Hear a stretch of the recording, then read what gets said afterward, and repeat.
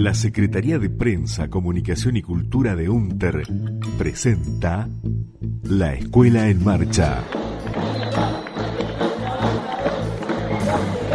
Pascual Mosca, ahora.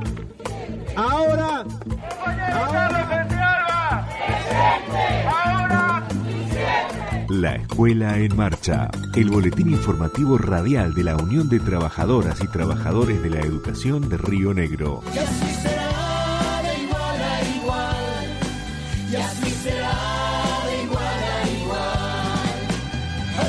Hola, aquí comienza un nuevo programa de La Escuela en Marcha. Saludamos a FM 94.9, Radio Parte del Aire de San Antonio Oeste. A Radio Líder, FM 94.1 de Allen. A FM Piltri, 98.7 de El Bolsón. A FM 107.3, Radio Nueva de General Roca, Figemenuco. A FM Visión, 105.6 de General Conesa. A FM de la Costa, 99.9 de Carmen de Patagones. Y a través de ellas a todas las radios que semana a semana emiten La Escuela en Marcha y nos permiten llegar a toda la provincia. La educación es un derecho, no un servicio.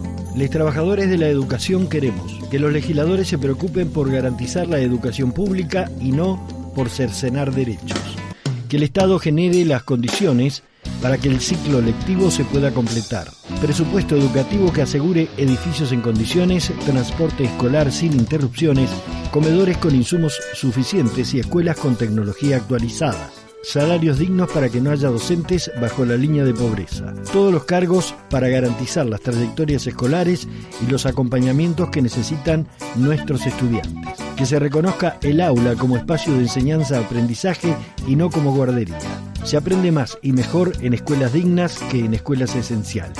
La educación es un derecho humano fundamental y no un servicio, no a la esencialidad.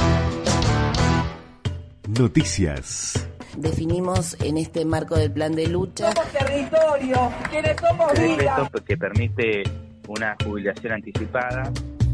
Noticias.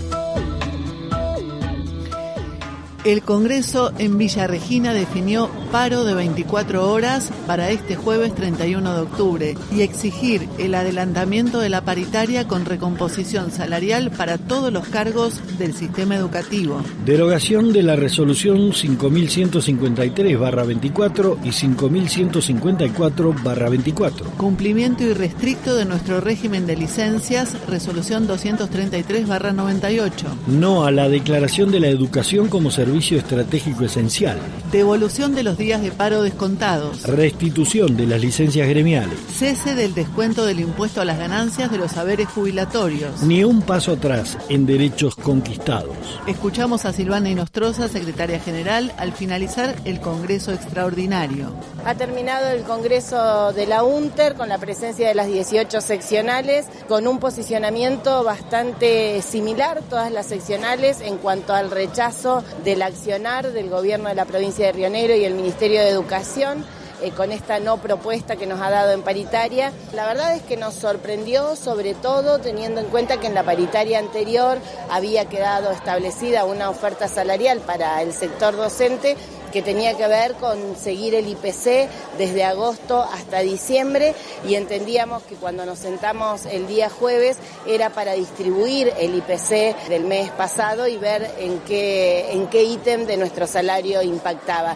Lamentablemente no fue así, y ahí nos encontramos con la noticia no solo de que no había propuesta salarial, sino en la negativa también a todos los temas que propusimos tratar, como es nuestro régimen de licencias, como son las licencias gremiales que nos fueron arrebatadas y otra serie de cuestionamientos más. Ya lo denunciamos, en la paritaria quedó plasmado en el acta.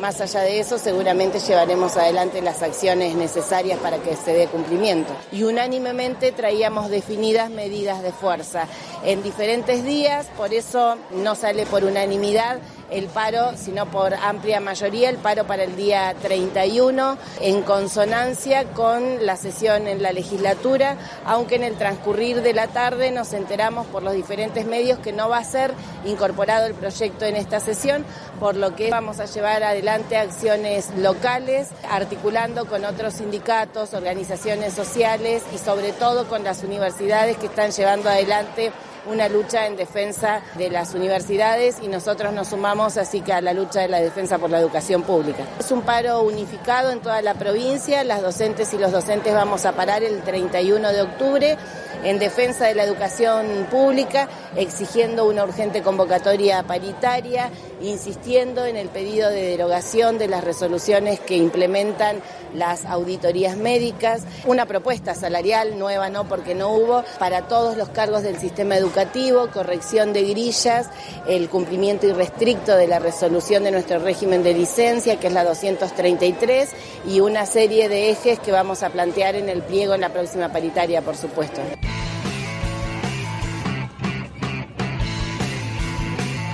La Confederación de Trabajadores de la Educación de la República Argentina, CETERA, convocó a una jornada nacional de protesta en conjunto con la CTA de los Trabajadores y la CTA Autónoma para el pasado miércoles 30 de octubre. En la jornada se denunció las políticas de ajuste del gobierno de Milei, medidas que cercenan los derechos fundamentales de la población y socavan el rol del Estado como garante del bienestar social, afectando a sectores primordiales como la educación pública, salud y trabajo. Los motivos: restitución del Fondo Nacional del Incentivo Docente, FONIT, aumento del presupuesto educativo, ley de financiamiento educativo, convocatoria a la paritaria nacional docente, aumento del presupuesto para las universidades, solidaridad con la lucha que están llevando adelante estudiantes y docentes, rechazo a las reformas jubilatorias, no a la criminalización de la protesta social.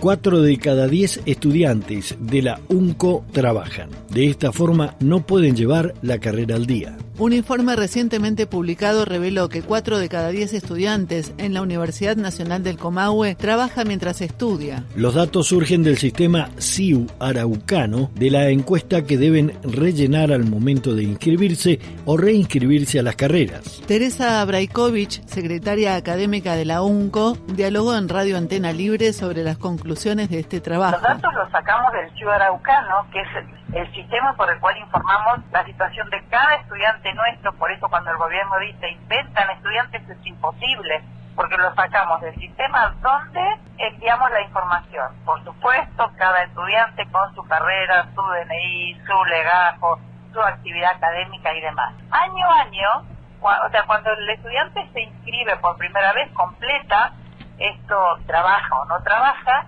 e incluso hay como rangos de horas. La tercera parte de los que trabajan lo hacen más de 35 horas. Es mucho y sabemos que una persona que trabaja 35 horas o más semanales no puede llevar una carrera al día. Está bien, no solo por el tiempo, incluso la franja horaria, un montón de cosas. Pero lo que sí podemos ver es que los porcentajes donde tenemos menos de 20 horas reloj, probablemente en muchos casos por las unidades académicas, ¿no es cierto?, donde identificamos que se está dando esta situación y que hay un porcentaje alto que trabajan menos de 20 horas, podrían ser nuestros estudiantes de profesorado o licenciatura que están dando clase, por ejemplo, en media, sin tener aún el título que se lo habilita tanto en Neuquén como en Río Negro. Sí, lo que entendemos que esto es un trabajo formal, porque además de los estudiantes que tienen trabajo formal y anualizado, por decir así, están los estudiantes que, por ejemplo, no sé, en agronomía es muy común que trabajen en el galpón desde a marzo. Acá nosotros tenemos muchísima gente que, además de que son primera generación de egresados en sus familias, ellos mismos tienen un poder socioeconómico bajo y uno mismo a veces la ve en la población. Uno cómo se emociona porque se acerca, Néstor. En medicina, no sabes la cantidad de gente que se me acercó y me decía, por ejemplo, una señora me dice, yo no puedo creer, dice, mi hijo es médico, yo trabajo en un galpón. Otra mujer dice, yo nunca soñé que mi hija podía ser médica. Dice, yo soy empleada doméstica. Entonces, esta cuestión que se está marcando es como muy lejana la verdad. Afiliate a UNTER.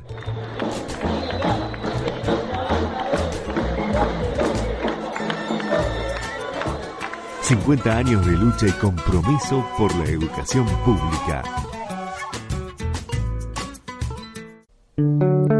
Encuentro provincial de nivel inicial en Almafuerte. El martes 22 de octubre se desarrolló en la seccional Almafuerte un encuentro provincial de secretarias generales y secretarias de nivel inicial de las 18 seccionales de UNTER. La secretaria de nivel inicial, Erika Martín, nos cuenta. La reunión tuvo el objetivo de analizar el documento orgánico marco de la educación inicial, el DOMEI, que es un documento preliminar que intenta reformar, modificar de alguna forma la vieja reglamentación del nivel inicial, la 828, que es del año 87, y también anexarle a esta resolución la 1713 del año 97, que son las dos normativas que rigen en la actualidad para el funcionamiento de los jardines de toda la provincia. Este es un trabajo que se viene realizando a lo largo de los años, que pretende modificar la normativa, que pretende que esta normativa esté actualizada y que esté más acorde a la realidad, al contexto provincial y a la realidad del nivel inicial hoy, sobre todo porque tenemos un diseño curricular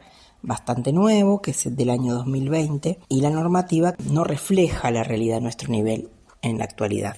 Ya habíamos recibido los aportes de manera individual a través de un Google Form cuando la dirección de nivel envió este documento preliminar a las instituciones para ser analizado en la última jornada, en el último espacio institucional provincial. Pero en esta oportunidad realizamos el encuentro para traer las voces de las compañeras que han tenido reuniones en cada una de las seccionales de la provincia, y las secretarias de nivel, en representación de las compañeras de toda la provincia, acercaron a este encuentro esos aportes, los analizamos, los debatimos y sumamos insumos para llevar cuando la Dirección de Educación Inicial nos vuelva a convocar para continuar con las mesas de trabajo que intentan realizar la reforma del reglamento de nivel inicial y transformarlo en este documento orgánico marco. Experiencias.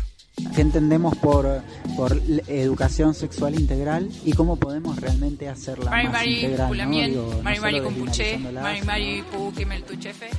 La población mapuche es mucha en estos lugares. Hemos sufrido un proceso de genocidio a través de la conquista. Llamamos un movimiento federal que reúne personas de todos los niveles, como de las asambleas ambientales, en la que tomamos el ambiente como un derecho humano. Experiencias.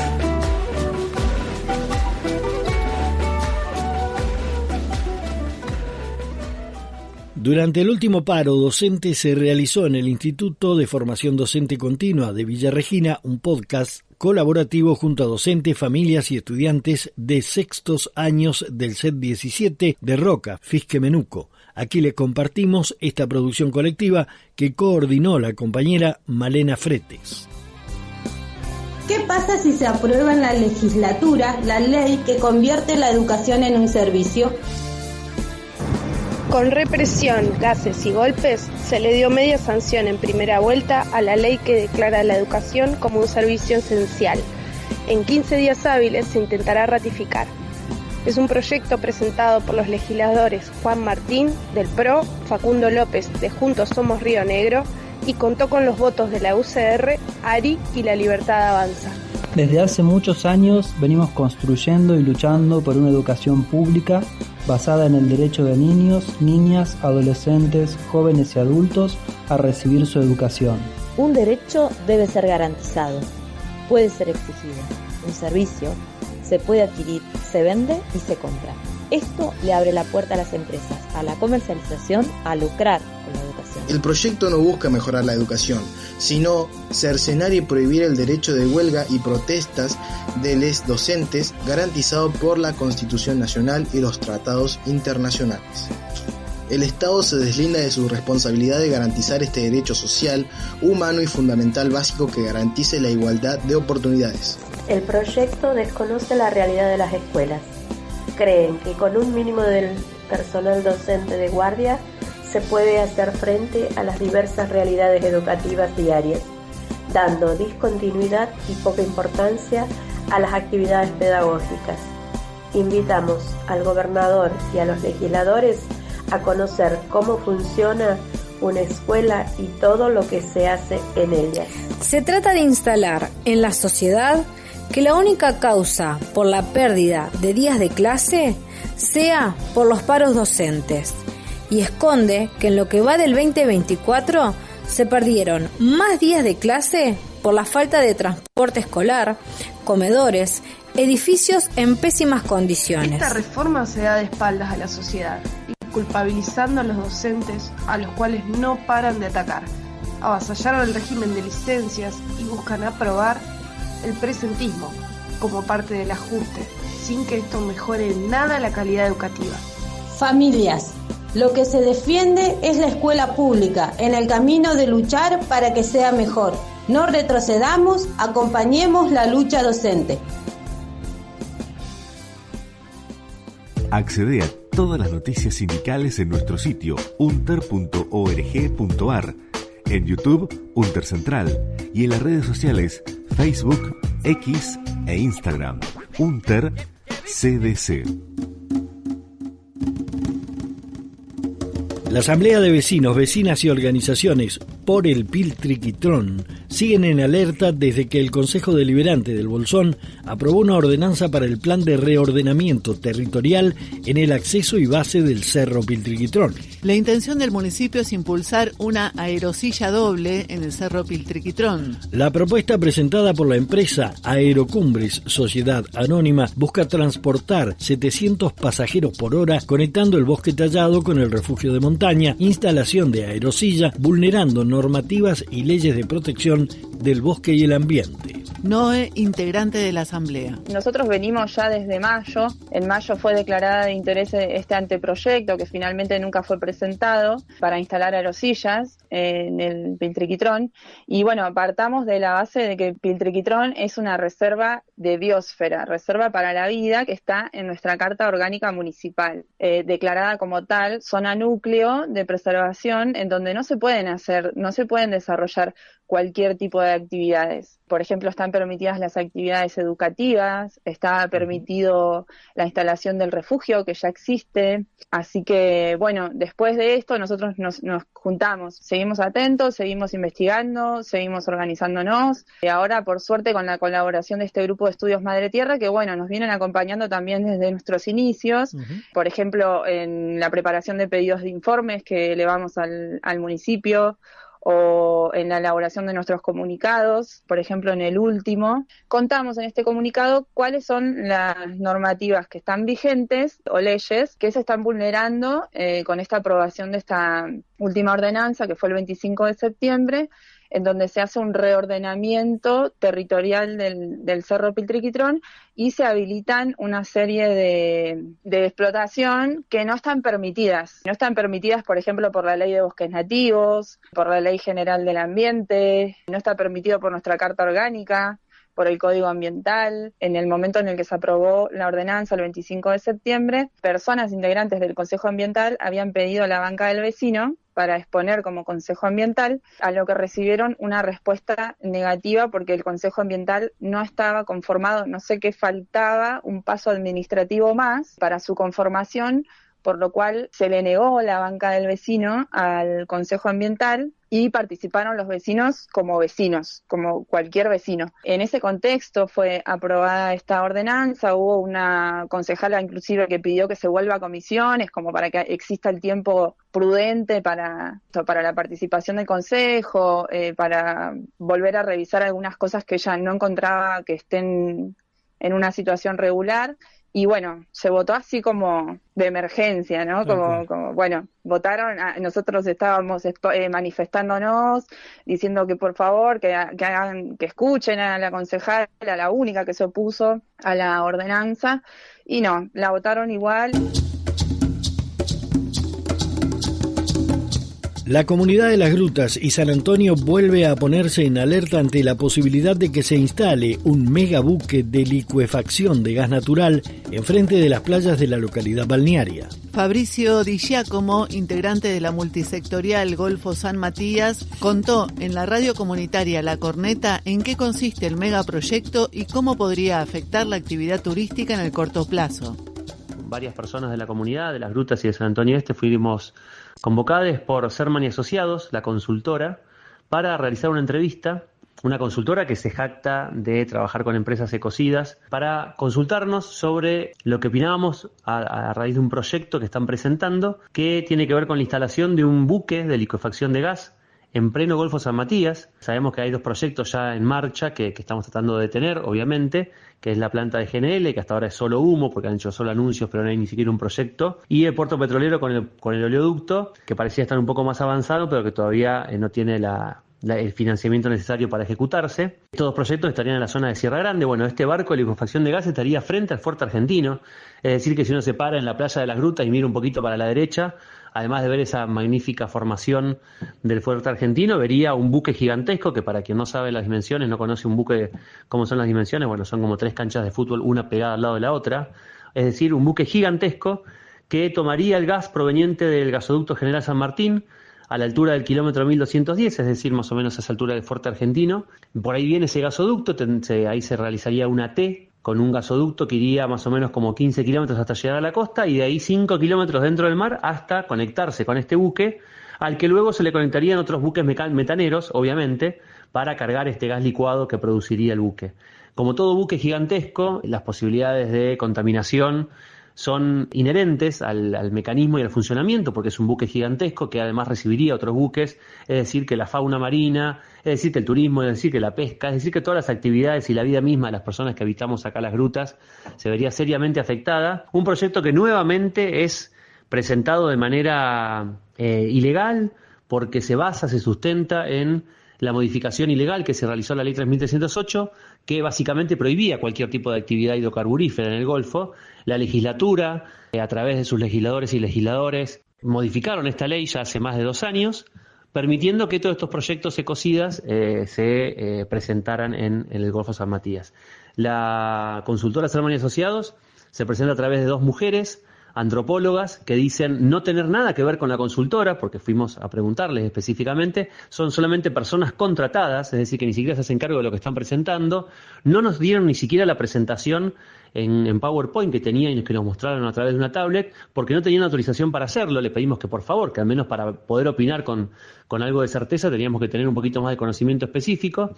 Nos negaron eso, nos dijeron que ya había personas contratadas también en la localidad de San Antonio Oeste, especialistas en biología, en diferentes ramas, y también en la localidad de Las Grutas, para este estudio de impacto ambiental, que como sabemos lo presentan siempre defectuosos y siempre con una clara tendencia favoritista al sector energético. Es decir, que bueno, seguimos denunciando, siguen apareciendo proyectos que atentan contra nuestra vida, contra nuestra forma de vida, contra nuestras maneras de producir, que es básicamente el turismo y la pesca, y siguiendo la línea del gobernador del TINEC, que anuncia por todas las redes que esta provincia, la de Río Negro, es una provincia extractivista y que vamos para adelante, como que eso fuese señal de desarrollo y progreso, cuando sabemos que en realidad significa todo lo contrario, significa muerte, significa pobreza, significa destrucción. Tenemos el caso de Vaca Muerta, emblema nacional del petróleo, y que ha hecho de Neuquén la provincia más pobre de la Patagonia, ha generado una distribución de la riqueza ultra desigual, y además de un montón de otros pasivos ambientales y bueno, destrozos que ha generado.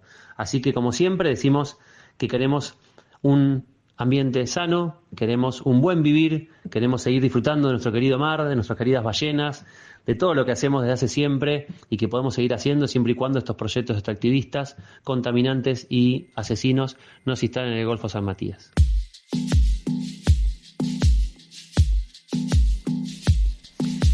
Proyecto de regularización de la consulta previa libre e informada. La coordinadora del Parlamento Mapuche Tehuelche de Río Negro, en la voz de Orlando Carriqueo, se hizo presente el pasado martes 29 de octubre en el debate de las comisiones en la legislatura donde tratarán el proyecto. Lo primero que venimos a plantear es que la representación del Parlamento Mapuche Tehuelche como del CODECI es una representación legitimada.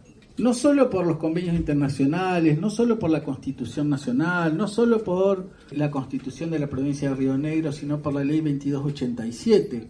Y digo esto porque hemos escuchado discursos en la legislatura donde se deslegitima la representación. Y las representaciones indígenas son particulares, tienen sus modos, que son derechos, sus objetivos, y son parte de lo que el Estado tiene que respetar en este proceso que busca un diálogo intercultural de un pueblo que está presente en la Patagonia desde hace 13.000 años, pero cuya organización se viene dando, sí, ante la sorpresa de muchos legisladores que acá han tenido proyectos racistas.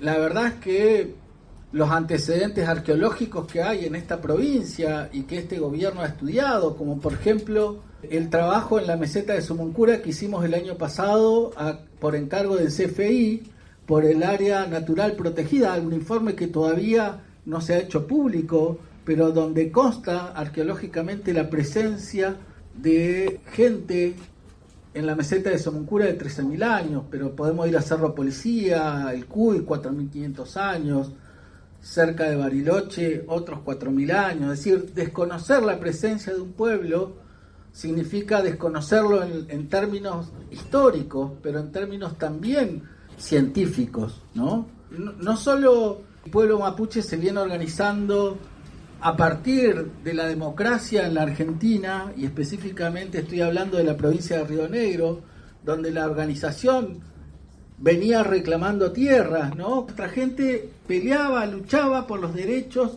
al territorio, por la apropiación violenta que hemos sufrido en el territorio y que no está resuelto en la provincia de Río Negro, ¿no? Porque yo quiero recordar que en la Fiscalía de Estado de esta provincia, en una comisión investigadora que funcionó en esta legislatura, hubieron 140 denuncias, ¿no?, sobre apropiación indebida de tierra, sobre vicios, sobre títulos de propiedad y de despojo comunitario. Bueno, hoy estamos frente a un proceso que tiene continuidad, y tiene continuidad institucional cuando estos proyectos de ley que tienen que ser previos ni siquiera fueron consultados.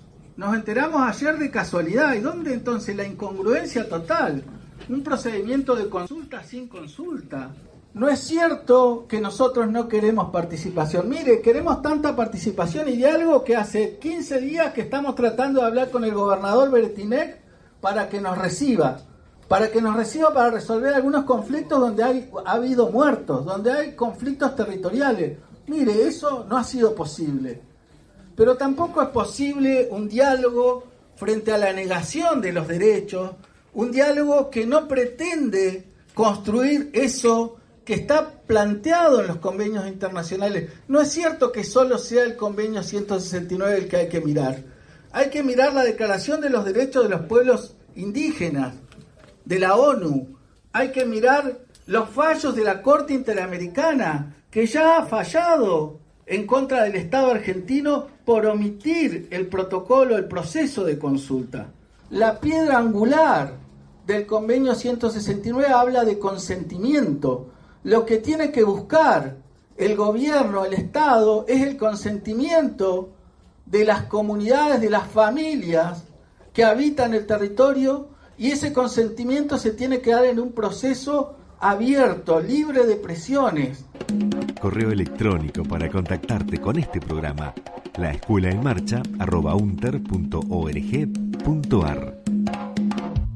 Escuela Rodolfo Walsh. Además del espacio de la lucha gremial, la UNTER se ha dado desde hace años el espacio y la posibilidad de dar la batalla político-pedagógica. El aula también es una trinchera, y la escuela es el lugar donde defendemos los valores de la vida, los valores de la solidaridad, los valores de la igualdad entre todos los seres humanos. Escuela Rodolfo Walsh. Seguimos denunciando la persecución político-sindical contra la UNTER y los trabajadores de la educación en su conjunto. Siguen llegando mensajes de solidaridad de capacitadores de la escuela ante la baja de las licencias gremiales de los compañeros que conforman la Escuela de Formación Permanente Pedagógica, Político, Sindical y Ambiental Rodolfo Walsh. Hoy, Matías Zoich y Jessica Báez suman su voz para abrazar y alentar a seguir luchando. Mi nombre es Matías Zoich, soy docente universitario e investigador del CONICET. Mi vínculo con la escuela Walsh comenzó este año, cuando me invitaron en septiembre a dar una charla en la Feria Itinerante del Libro, en Allen, sobre el análisis crítico del discurso, que es a lo que me dedico. Fue una muy buena experiencia, muy productiva, con muy buena recepción, y me parece muy importante que haya iniciativas como esta que siga existiendo la Escuela Walsh, justamente porque permite hacer estas articulaciones entre la sociedad, los trabajadores y trabajadoras y el sistema educativo y de ciencia y tecnología. Son vínculos que permiten potenciar las relaciones sociales y la democracia que se construye sobre esas relaciones.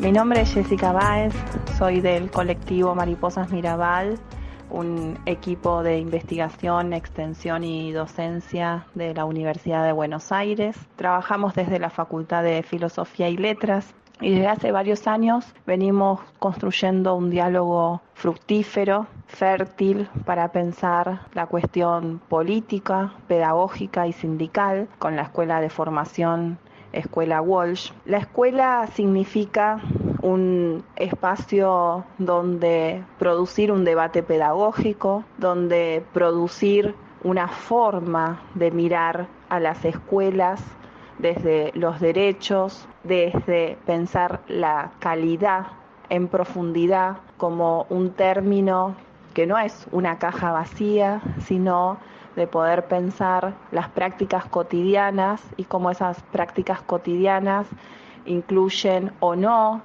cómo esas prácticas cotidianas permiten ejercer derechos, cómo esas prácticas cotidianas inciden en la vida de docentes, directivos, estudiantes. De alguna manera poder pensar también a las escuelas en clave social, en clave pedagógica. Este vínculo que se fue tejiendo con los años es un vínculo que permite pensar y teorizar y crear prácticas sobre las escuelas. Que desaparezcan estas instancias, estas escuelas, que desaparezcan, que no estén, en principio nos hablan de la crueldad de estos tiempos, ¿no? De la crueldad, de la vulneración que estamos viviendo en estos tiempos. Que no esté un espacio que estaba dedicado al debate, a la reflexión y a la intervención, ¿no? Con esas tres patas fuertes. Una pata en poder intercambiar con otros, en ampliar un diálogo que generaba reflexiones y que a su vez no era solamente debatir y reflexionar, sino también una escuela que sistematizaba, que generaba oportunidades formativas y que especialmente estaba dedicada a pensar en las intervenciones cotidianas. Quedarnos sin ese espacio hoy nos da, desde el equipo Mariposas Mirabal, desde la Facultad de Filosofía y Letras, un espacio de ausencia y un espacio por el cual tenemos que seguir luchando.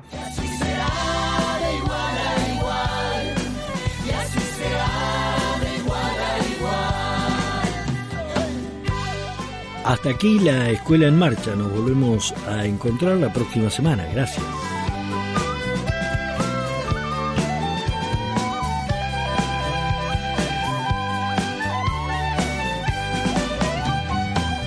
La inmigración debería ser un derecho humano.